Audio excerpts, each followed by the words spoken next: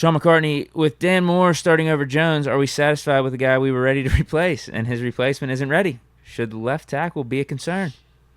To me, it's not, but my perception was a little bit different.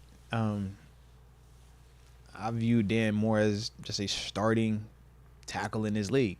Not a great player, not a Pro Bowl, just a good player right now. He's young though, right? 2 years starting at left tackle. The guys that he's faced, it wasn't ever a guarantee that Broderick was just going to come in and beat him out. Now, us drafting Broderick as high as we did, it did show that he was going to get every single opportunity to beat him out. But the tape is the tape. And that's the one thing that I feel like Coach Tomlin does as best he can. He abides by that tape and allowing that to be the dictator of who goes out there or not. And I do feel like that is why Dan Moore is the guy right now, because Dan Moore's play has not dropped off in any way, shape, or form. Now, do we think that Dan Moore has the same ceiling as Broderick? No. But Dan Moore is still going to give you varsity reps. So in terms of concern at left tackle, I don't have a ton of concern out the gate, because I do feel like we still have a good floor, which is the part that's going to make us be fine in the meantime until Broderick gets up to speed. Now, when Broderick gets up to speed, I think it's a different convo, because Broderick has some of that athleticism at that position that you see with some of them all-pro dudes, them franchise caliber left tackles, which is why we drafted him where we did. And in contrast, why Dan Moore was drafted where Dan was drafted, because Dan is not as athletic as Broderick. Even though Dan is playing better than Broderick right now, we talked about that as well. Was that yesterday's show too, right? Yeah. We talked about just the urgency that one plays with versus the other lacking at times. It's little things like that in terms of why one player will play over the other. And it's just, like I said, man, knowing that Dan is still going to be able to go out here after starting 2 seasons and not being the guy that we were like, yo, he is trash, terrible, like, oh my God, we don't have a chance. He's never been that for us. He's always been varsity good. Not more, not less. Maybe he's the Kirk Cousins of left tackle. Maybe that's what he is. I don't know. We'll see. But he's in year 2. So, but ultimately, like I said, for me, man, I'm not tripping on Dan Moore starting out this season, man. I'm not. I do want Broderick, though, to make sure he's doing whatever he can to get ready for his opportunity. I don't even hate it if you use Broderick as an extra alignment early on to at least get him in stadium, getting reps and stuff like that, and that'll keep him with a helmet on as well. But in terms of my left tackle, I don't want to play the game of let my rookie learn on the job with Kenny Pickett and this offense the way that it is right now, when I already have a Dan Moore who I know can go out there and at least protect the bare minimum part for Kenny. And the first 3 guys we're playing. Yeah. Bosa. Okay. Although Bosa lines up kind of more where TJ is, right? Mm-hmm. But same with Max though. Crosby, because that's the 3rd game. But then we got Garrett week 2. Yeah. And Garrett's Dan Moore is gonna be there the Garrett's whole time. kryptonite, so I'm not worried about that at all. Yeah.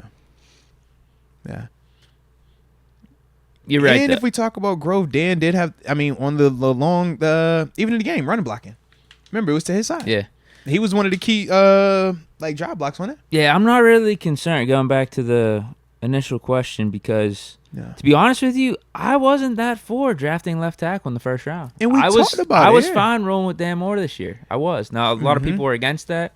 A lot of people had different takes, but I felt like Dan Moore improved from rookie year to second year. About it too. And then in particular, the O-line did a lot better at the end of 2022, as we've said many times. When I was going to say, think about even when we were talking about the top tackles.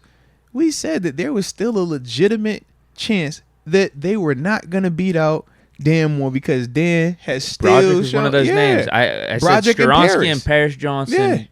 You bring them in, they should be starting day one. Right. Broderick Jones, we're going to give him every chance. Yeah. And I predicted that he would start week 1, but Dan Moore held him off. But think about it. We said about him, we was like, yo, he's athletic, raw.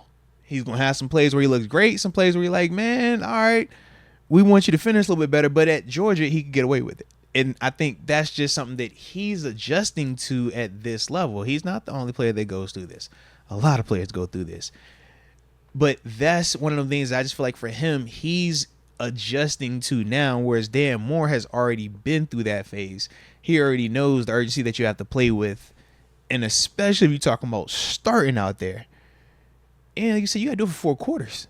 You can't have that mental lapse of, I took this play off, I was chilling, versus them dudes you just named, they killers. We know what that'll look like, So, yeah, like I said, I don't hate the fact that it's damn more starting. I don't. I think he'll be fine. I hope that it motivates Broderick though even more so, because for Broderick, he should be looking at himself saying, "Man, I'm a top 10 pick. Period. Why am I not starting? Nobody to point to, nobody to look at but yourself." Now, you're also in control, and you got every opportunity to change that going forward. And as long as you keep developing, staying healthy, keep your head down and work, everything will plow for him. But look at it as motivation. And that's the part for Dan that I'm like, yeah, you use that as a benefit for Dan when you're talking about him to motivate him. Man, look, man, you done beat him out. Why not keep him on the sideline? Shoot, yeah, they want him out there, but he ain't got to play this first year. He ain't got to start his rookie year. Make him sit. Make him sit 2 years. Make him sit 3 years into that first year. You know what I mean? Like, to see what he's looking like on that contract. Then they could do what they want to do after that, but don't just give it to him. Yeah, all we're looking for is good left tackle play. I don't care who it is. That's it. 4th rounder, 1st rounder, whoever. So if we get that from Dan Moore, and I don't know if Broderick Jones, us drafting him, would have been the catalyst for this, but if us picking up Jones motivated Moore even more, where we're getting this awesome left tackle play, I don't care. Like, I don't even consider that a waste of a pick then. I'm with you. Because then we got even better depth. Because then maybe, who knows, with Chooks coming up with his contract, maybe you can move Broderick to right tackle and whatnot. To me, he's athletic enough to do both sides. So I don't hate it. I don't hate it.